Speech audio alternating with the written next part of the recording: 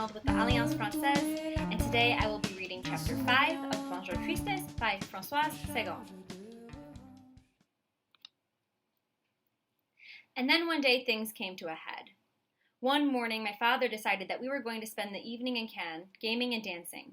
I remember how pleased Elsa was. In the familiar atmosphere of casinos, she expected to rediscover her identity as a femme fatale, which had become somewhat diminished by the sunburn and by the semi-isolation in which we lived. Contrary to my expectations, Anne put up no objection to these worldly pleasures. She even seemed quite pleased at the prospect. So it was without any sense of unease that, once dinner was over, I went up to my room to put on an evening dress, the only one that I possessed, in fact. My father had chosen it for me. It was made of some exotic material, probably rather too exotic for me, because my father, whether from inclination or habit, liked to dress me up as a femme fatale. I found him downstairs, resplendent in a new dinner jacket, and I put my arms around his neck. "You are the most handsome man I know." "Apart from Cyril," he countered, without really believing what he said. "And you are the prettiest girl that I know." "After Elsa and Anne," I said, without believing it myself. "Since they're not down yet and have taken the liberty of making us wait, come and dance with your rheumatic-y old father." I felt again the elation I always experienced before we went out places together. There was really nothing of the aging father about him. As we danced, I breathed in that familiar smell of his, made up of eau de cologne, warmth, and tobacco. He danced in time, with his eyes half closed and with a happy little smile, as irrepressible as my own, playing at the corners of his lips. "You'll have to teach me to bebop," he said, forgetting his rheumatism. He stopped dancing in order to acknowledge the arrival of Elsa with an automatically murmured compliment. She was coming slowly down the stairs, wearing her green dress and the knowing smile of a woman of the world, the smile she wore for going to casinos. She had, to her credit, done the best she could with her dried-out hair and sunburnt skin, but the result was not brilliant. Fortunately, she did not seem to realize this. "Shall we go?" "Anne's not here," I said. "Go upstairs and see if she's ready," said my father. "It will be midnight at this rate by the time we get to Cannes." I went up the stairs, getting entangled in my dress, and knocked on Anne's door. She called to me to come in, but I stopped on the threshold. The dress she was wearing was gray, but it was the most amazing gray, almost white, and the light clung to it with this kind of iridescence that the sea takes on at dawn. She seemed, that evening, to combine together everything that was attractive about maturity. "You look magnificent," I said. "Oh, Anne, what a dress!" She smiled at herself in the mirror in the way that you smile at someone you are about to leave. "This gray is a complete success," she said. "You are a complete success," I said. She took hold of my ear and looked at me. She had dark blue eyes. I saw them light up in a smile. "You are a nice little girl," she said, "even though you can sometimes be tiresome." She left the room ahead of me without paying any attention to my own dress, which I was glad about and yet mortified by at the same time. As she descended the stairs ahead of me, I saw my father come to meet her. He stopped at the bottom of the staircase with his foot on the first step and his face raised in her direction.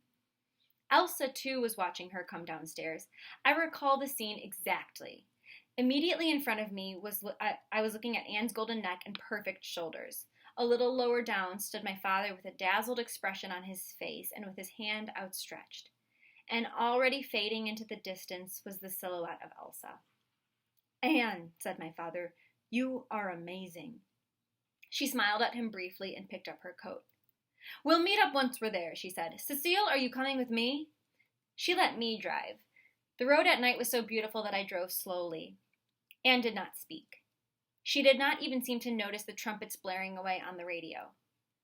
When my father's convertible overtook us on a bend, she did not raise an eyebrow.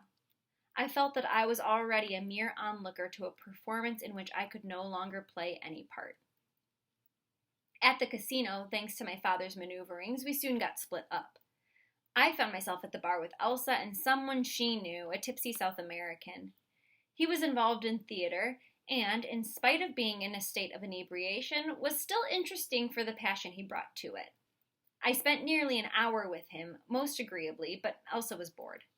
She knew one or two of the big names, but was not interested in theatrical technique. All of a sudden, she asked me where my father was, as if I might have had some idea, and then she went off. That seemed to make the South American sad for a moment, but another whiskey got him going again. My mind was nowhere. I was in a state of complete euphoria, having, out of politeness, joined him in his libations. Things got funnier still when he wanted to dance. I had to hold him round the waist and get my feet out from under his, all of which required a lot of energy. We were laughing so much that when Elsa tapped me on the shoulder and I saw her look of foreboding, I nearly told her to go to hell. "I can't find him," she said. She looked distraught. Her powder had worn off, leaving her face all shiny, and her features were drawn. She was a pitiful sight. I suddenly felt very angry with my father. He was being incredibly rude. "Ah, I know where they are," I said, smiling as if what it amounted to was something quite natural that she could easily have envisaged without feeling anxious. "I'll be back." Deprived of my support, the South American collapsed into Elsa's arms and seemed to be better off for it. I reflected sadly that she was more generously endowed than I was, and that I couldn't begrudge her that. It was a large casino. I went all around it twice in vain. I checked the terraces and finally thought of the car. It took me a while to find it in the grounds. They were sitting in it. I arrived from behind and caught the sight of them through the rear window. I saw them in profile, very close together and looking very serious, strangely beautiful in the lamplight.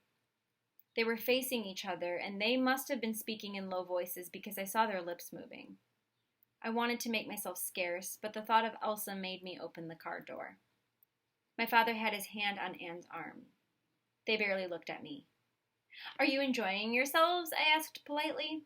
"What is it?" said my father, sounding irritated. "What are you doing here?" "And what are you doing? Elsa has been looking everywhere for you for the last hour." Anne turned to face me slowly, as if with regret. "We're going home. Tell her I was tired and that your father has taken me back. When you've finished enjoying yourselves, you can go back in my car." I was almost speechless and trembling with indignation.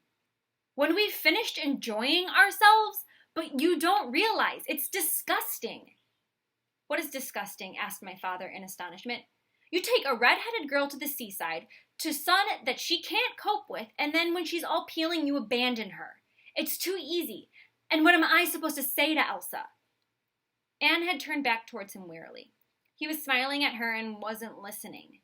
I could not have been more exasperated. I'm going to tell her that my father has found another lady to go to bed with and that she should get lost. Is that it?"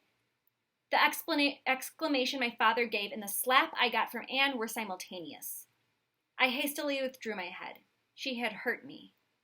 "Apologize," said my father. I stood motionless by the car door, my thoughts in a whirl. I always think of dignified responses when it's too late. "Come here," said Anne. She did not seem to threaten, so I approached. She put her hand on my cheek and spoke gently and slowly, as if I were rather stupid. "Don't be nasty. I'm very sorry on Elsa's account, but you are tactful enough to sort this out in the best way possible. Tomorrow we'll explain. Did I hurt you badly?" "No, not at all," I said politely. The sudden gentleness of hers and my earlier vehemence made me want to burst into tears. I watched them drive off, feeling completely drained. The only thing that consoled me was the notion of my own tactfulness. I walked slowly back to the casino, where I found Elsa with the South American clamped to her arm. "Anne wasn't feeling well," I said breezily. "Daddy had to take her back. Shall we have something to drink?" She looked at me without replying. I tried to find something to say that sounded convincing. "She was feeling sick," I said. "It was awful. Her dress got all stained." This detail seemed highly authentic to me, but Elsa began to weep, softly and sadly. I watched her, completely at a loss. "Cecile," she said. "Oh, Cecile, we were so happy." Her sobs redoubled. The South American began to weep too, and to repeat, "We were so happy, so happy." At that moment, I detested Anne and my father. I would have done anything to stop poor Elsa from weeping, and her mascara from running, and the South American from sobbing. "Nothing is final yet, Elsa. Come back with me," I said. "I'll come back soon for my cases," she sobbed. "Goodbye, Cecile. We got on really well." I had only ever talked to her about the weather or fashion, but even so, it seemed as if I were losing an old friend. I turned away abruptly and ran to the car. That's all for today. Thank you.